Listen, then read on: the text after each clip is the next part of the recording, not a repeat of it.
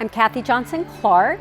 I was a two-time Olympic gymnast, 1980 and 1984, a silver and bronze medalist at the Olympics in Los Angeles, and a bronze medalist in the World Championships, 9 times on the national team. And then broadcasting for 41 years, covered a lot of college gymnastics for many decades, and now I am retired. I'm done. The word perfection,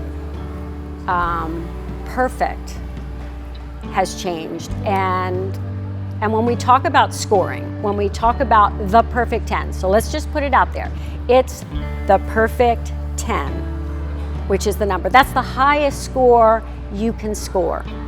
In a competition, in any competition, on any given day, someone may go up and in that moment, it seemed like a flawless routine in the judge's eyes, and they saw one tiny little step, so they took off one tiny little deduction. And then somebody comes up and does, oh my gosh, they do more. They do everything higher, with even straighter legs, with even more pointed toes. And then they stuck the landing. Where do you go? Where do you go? So sometimes there's a situational 10 that may come out. When it's not absolute perfection, it's not absolutely flawless, you may have seen a slight flaw. But within that competition, they had to try to get the ranking order correct. So the score may have gone up, may have been higher than you thought it would be, or maybe it goes to a 10, even though you might have seen a little flaw in it.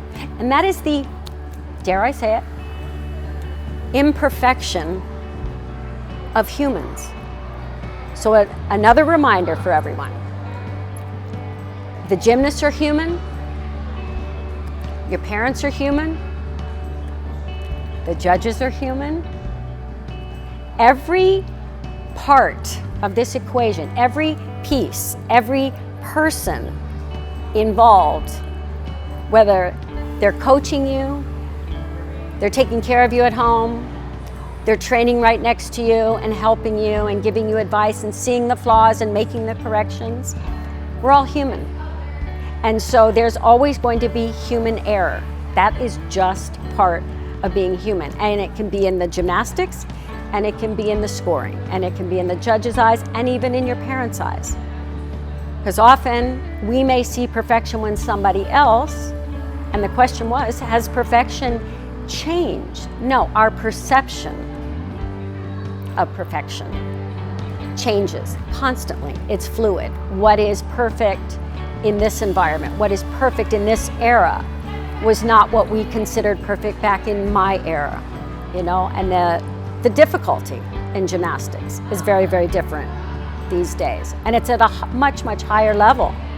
But there were certain aspects of gymnastics that in my memory, and I don't even have to rely on my memory, I can go back and watch the videos.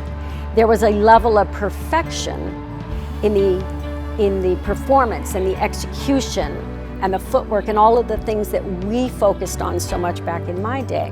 There was a higher level of perfection. So here we are, redefining perfection.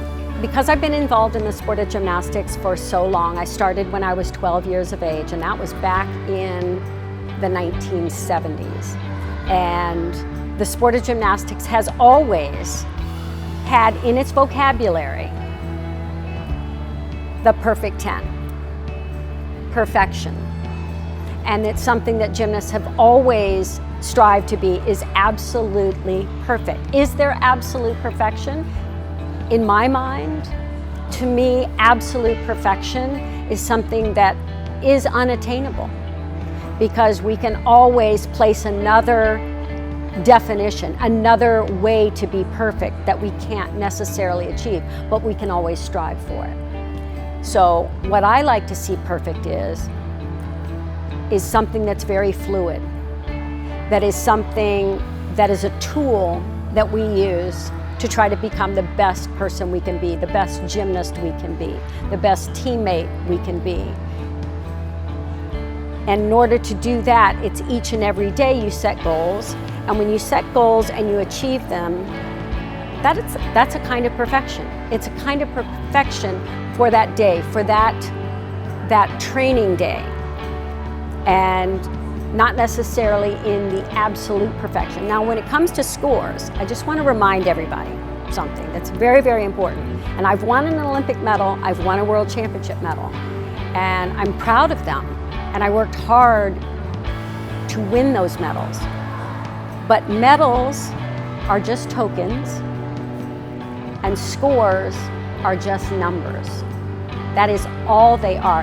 And they are representative of a moment in time in your full journey in the sport of gymnastics. It doesn't define you. You may celebrate it that day if you are lucky enough and everything falls in line where you hit your absolute perfection in a routine and the judges see it as perfection that day and you get awarded a 10-0, wonderful. Celebrate it. Remember it always. But even that doesn't define you, because there's always growth that is possible. There's always a way to be better than you were, even when you scored a 10. So is there something that's better than perfection? I don't think so. Perfection is what you make it on that day, what you're going to strive to do that day, that workout, whether it's in conditioning, whether it's in dance, whether it's in learning a skill, whether it's overcoming a fear of something. When you can get past it, you have done something perfectly and exactly the way you set out to try and do it. So we're going to redefine perfection. You define it for yourself, what it's going to be that day. And just remember, scores are numbers, medals are tokens. It does not compare to what you feel about what you've done, what you set out to do, and that you've accomplished. This is the one problem I have with having so many 10s in the sport of gymnastics. We have made the 10 seem not only so possible, but that it's something we need to get in our life. Guess what? I never scored a 10. Never once. Not one time. Did I come close? Yes. Did I hit my perfect routine? Yes, I absolutely did. A few times in my career, and it was rare when it was just everything was not just the best I could do, but very, very near flawless. And that felt so good. But I didn't get a 10. Should I feel bad? Because I did not come up in the era where 10s were very, very possible. Especially if you do the all-important thing, which is stick your landing. And so many people do that and they get their 10. It almost makes people feel badly if they never got a 10. And I will continue to go back. These are just numbers, and they are given to you by humans. And humans are imperfect. By nature, we are all imperfect. So that score, that may have been a perfect score or an imperfect score, if you know what I mean. But what matters is how you felt when you did that routine, that you've worked so hard to strive for your personal perfection. That's why I call it personal perfection. That's what I think you should strive for. My advice is to never let perfection become the enemy of good, of great, of satisfying, of accomplishment, of overcoming, of getting back up when you've fallen. If we allow perfection to be the only thing that matters, we lose sight of everything else that actually matters. And developing not just our gymnastics, but our character for life. I said last year, and I'm going to say it again because it is the truth, the bottom line truth of everything that I've ever seen. And life is a balance beam. So when we find balance within perfection, within the standard of perfection, which we are all driven by, we have to acknowledge that. That's part of being a gymnast. It is part of being in an artistic sport that is judged by human eyes. And so we can't drive ourselves crazy over this idea of perfection. What we can control is how much we can work on ourselves each and every day to become a better gymnast, a better teammate, a better human as we move forward, because there is so much focus and hyper-focus on what others are defining perfection as. You just really have to make sure that you're defining it for yourself and using the standard of perfection you have set for yourself as a goal. It's a goal to continue to strive for.